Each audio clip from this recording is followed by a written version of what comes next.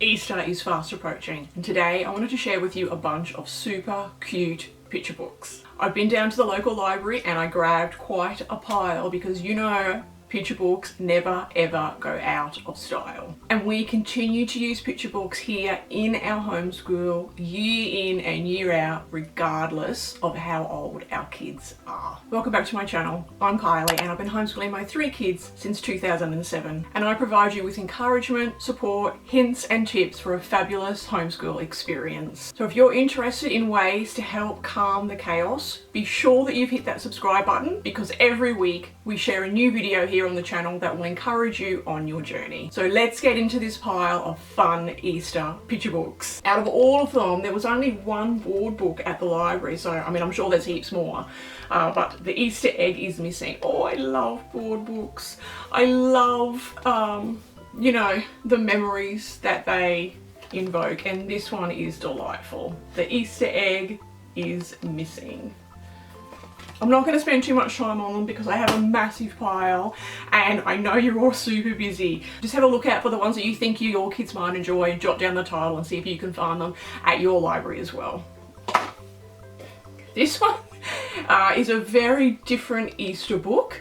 It's called the, Here Comes Easter Cat. It's certainly not your traditional Easter story. Here comes the Easter cat. What's wrong, cat? You look grumpy. The Easter Bunny? What about him?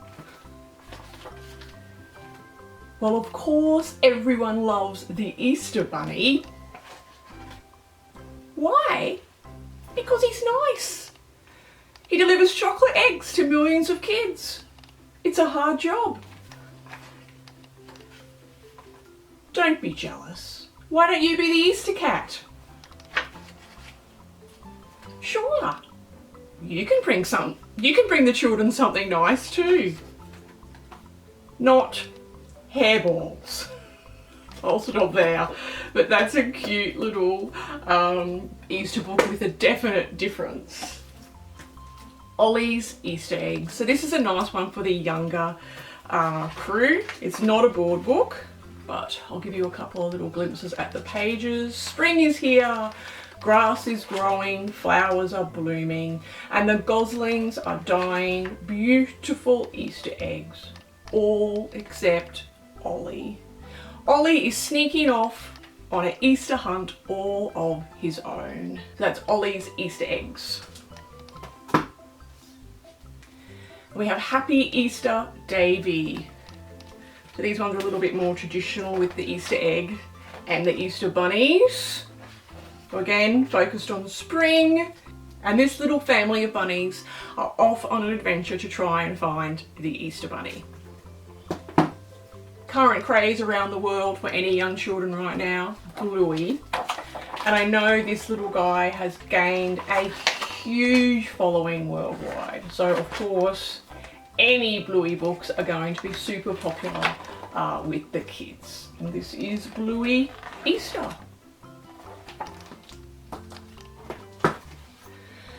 The Legend of the Easter Egg. Out of this entire pile, this again is the only one the library had that it is a more traditional Christian focused story of Easter. In this particular story we have a young brother and sister, and the young boy wakes up one morning to find his family are gone and he is not at home, and he comes to find out that his sister is very, very ill and he won't be able to see her until hopefully over Easter. And they tie that into the story of the resurrection. So that's a nice one for those of you who want to ensure that you're bringing in the Christian Easter story. We have the Easter Bunny Roo. Last week, my dad found an orphan who needs our help.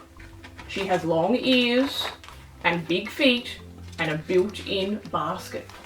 He says she's a Joey, but I know who she really is. The Easter Bunny. Yay, we have an Aussie Easter book.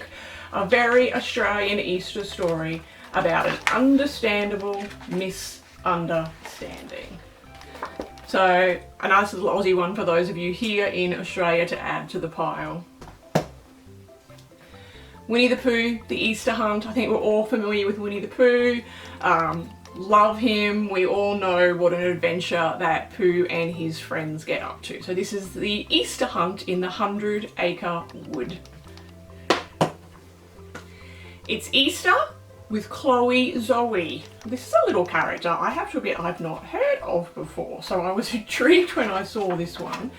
Chloe Zoe loves celebrating holidays and trying new things, along with her friends Mary Margaret the crocodile and George the giraffe. Chloe Zoe is always having fun. So this is her and her friends celebrating Easter. Chloe Zoe. Peter Rabbit and the Great Big Easter Hunt. Again, like Winnie the Pooh, Peter Rabbit is an absolute staple, isn't he? The illustrations are always delightful, and this particular one is filled with lift the flaps everywhere. So if you have a kid that loves those sorts of things, then definitely have a look out for this particular one. So that's Peter Rabbit and the Great Big Easter Hunt. And here we have an Easter Peppa Pig. Miss Rabbit has organised an Easter extravaganza. There are Easter cards to make and fluffy chicks to pet. But where is Miss Rabbit? And what is inside the enormous Easter egg? So this one's a lot of fun with Peppa Pig and her antics that she gets up to. I couldn't walk past this one. I love when authors do this and they add these silly, funny takes, and here we've got Santa Claus versus the Easter Bunny. Now this one sounded absolutely hilarious. Let's take a quick look inside. Santa Claus is a jolly fellow. The Easter Bunny is not. Now this little rabbit has run out of patience and devised a devious plot. The holidays just got serious. Doesn't that sound fun? So I can't wait to actually get right into that one. I love the sound of this one.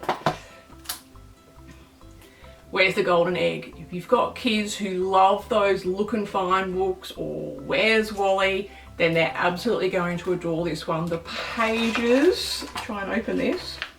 The pages are filled with mountains of objects to find. We've got tragedy has befallen the Great Easter Bunny. The wondrous golden egg has disappeared. Without it, there will be no chocolate for Easter. But Tabitha Hopkins is on the case. Help her find the golden egg and save Easter. With over 500 things to spot. Where's the golden egg? And one for our real littles, Sesame Street. Again, Sesame Street's a staple in most of our homes, isn't it? So the Great Easter Race. It's a bright Easter morning on Sesame Street, and out in the park, friends are starting to meet. There are beautiful colours and flags waving free. Something special is happening. But what can it be? We have Easter days. It's a little bit more of a traditional with your Easter bunnies and those lovely pastel colours that are so familiar to us at this time of year. Hooray, it's Easter Day! Today is for hunting eggs. There's so much fun to be had and all sorts of places in the garden to look. But whether the eggs are found or not, the joy of Easter comes from spending time together. So that is Easter days, and find all of the eggs as you read along. So it's got that little engaging part for the kids to keep an eye out as you're reading. Oh, yes, we have another Australian one. We have the Easter Bunny's Helpers. It's Easter time and the Easter Bunny is looking for helpers. But who will be picked for this exciting and important job? Join kangaroo, koala, emu and cockatoo as each does their best to be noticed. This is from the author Anne Mangan and illustrator Tamsin Ainsley. So they created the greatest Mother's Day of all. So a great, another little Australian Easter picture book to add to your list. And one more for the Aussies amongst us. Australians all love Easter eggs.